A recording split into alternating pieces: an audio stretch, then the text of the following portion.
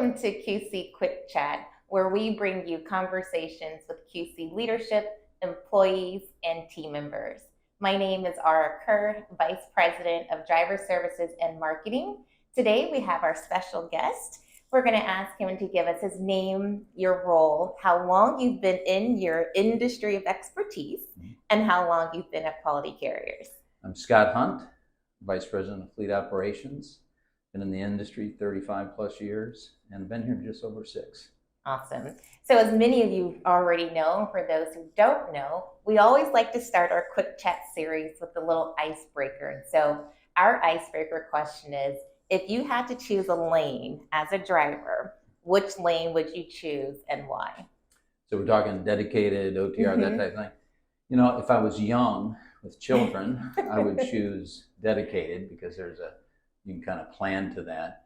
But you know, as I get older, I think about over the road and seeing places. And as a former planner years ago, I really like trip planning and kind of working out each load. So I think I'd probably do that for a while. Okay. And we also like to make these series very interactive. And so we like to poll our audience and find out what you want to hear from our featured guest. And so the question that came back for you, Scott, from our audience was, what are some of the new procedures that you've implemented across the QC shops? Yeah, that's good. You know, we really started growing the shop network 6 years ago. I think we have expanded a number of things. The core principles and focus are still there. I think we've grown on the safety SOPs dramatically. Yeah. Some of those through issues that have arisen, some of them just through good planning and things. And then we have new things like our R-stamp process. We've really expanded those SOPs dramatically, and the growth of that area is great. So can you tell us a little bit more about R-stamp in case some of our audience members don't know what that means? Yeah, because it can get very complex very quick. Yeah. But at a high level, what it allows us to do is to really weld on the vessel itself. And we're certified by the government to do that, by the national board. I think as of this morning, we're at 14 shops that have R-stamp certifications. We've got another probably 3 or 4 that we'll do this year. And it really is a big opportunity for us when it comes to saving money that we would have spent externally before. Awesome. Well, let's dive into some of the other questions. Right. And the first question really kind of goes along with what you've already mentioned. Tell us a little bit about the state of the QC shops prior to you joining, or probably right when you joined us, yeah, and where they are today.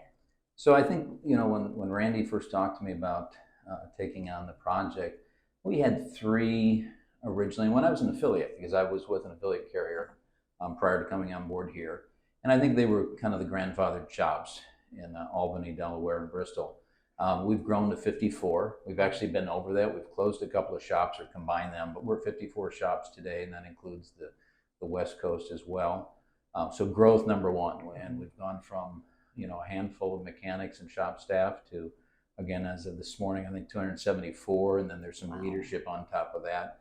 So that people piece, that the capacity piece is number one. Certainly what we do, and the R-stamp is an example, but I think that we're seen today, I know that we're seen today as a leader from a shop standpoint and a carrier standpoint.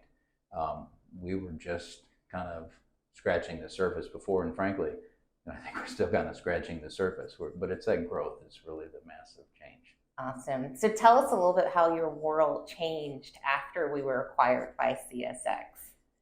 Well, and I've shared this with a lot of people. I was with a carrier in the 90s that CSX owned, and I really liked how they did business.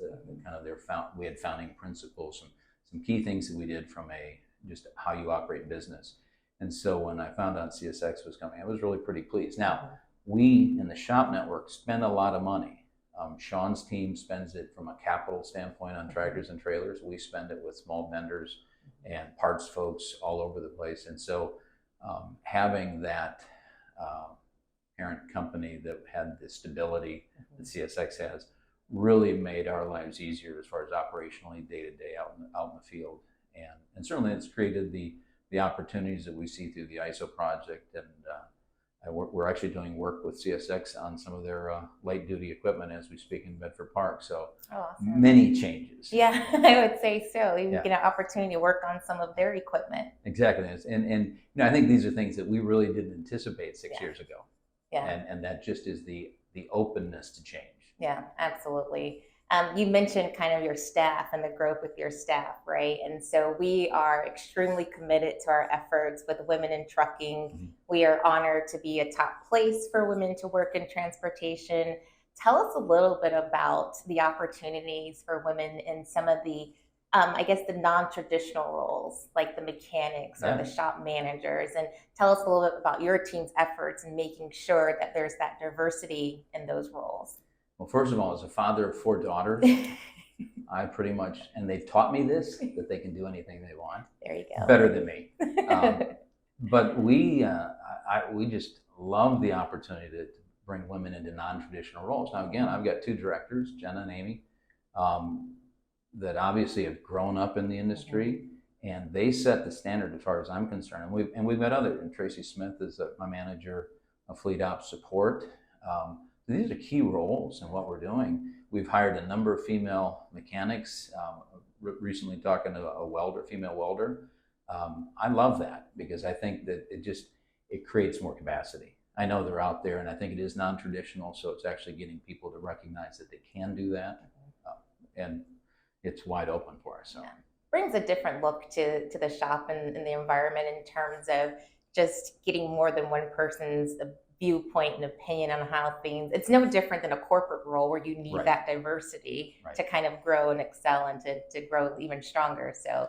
Yeah, and for us, again, I want to lead the league in all of those categories. Yeah. And that's just the opportunity because ultimately, our job is to support our operations teams, and however we can do that, and we see that diversity throughout our entire network. So we want to be right up there with the ops teams and the other folks. So. Yeah, you guys have been in such a growth mode, right? So when you're looking at growing that network from the 3 to the 54, what are some of those key factors that you look at? Well, in reality, I think, like all things, attitude and a willingness to learn, because we change so frequently that we have to have that.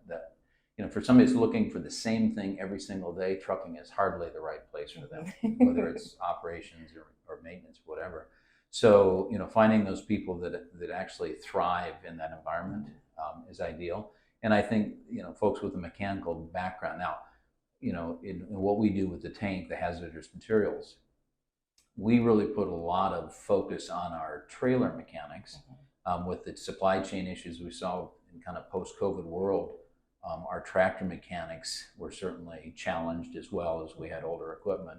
But really finding people with a mechanical willingness, that ability, or willingness to learn, and then with the right attitude that they can handle change and challenge.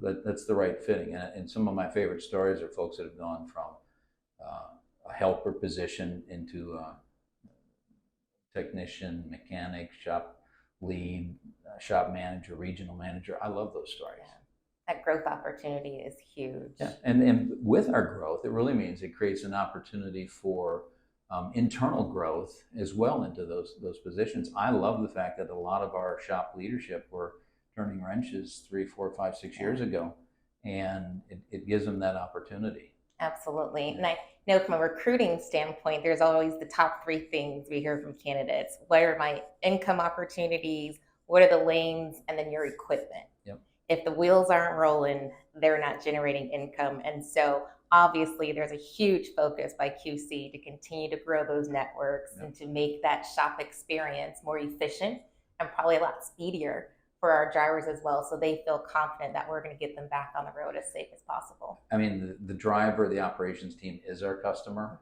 and our job really is to get the equipment up and running so we can drive revenue. And that is a thing that we look for, and so having people can do that. I think the other part that, one of your first questions that's changed is I think the teamwork.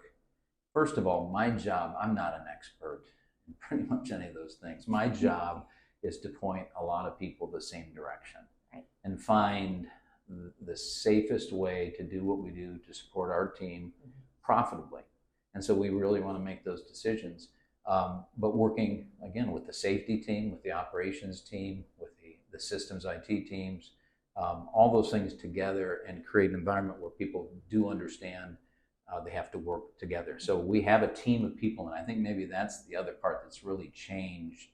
Over the years, we have acquired, whether it's through affiliates or through third-party acquisitions, a lot of people that come from different walks of life or different industries, and kind of put them together.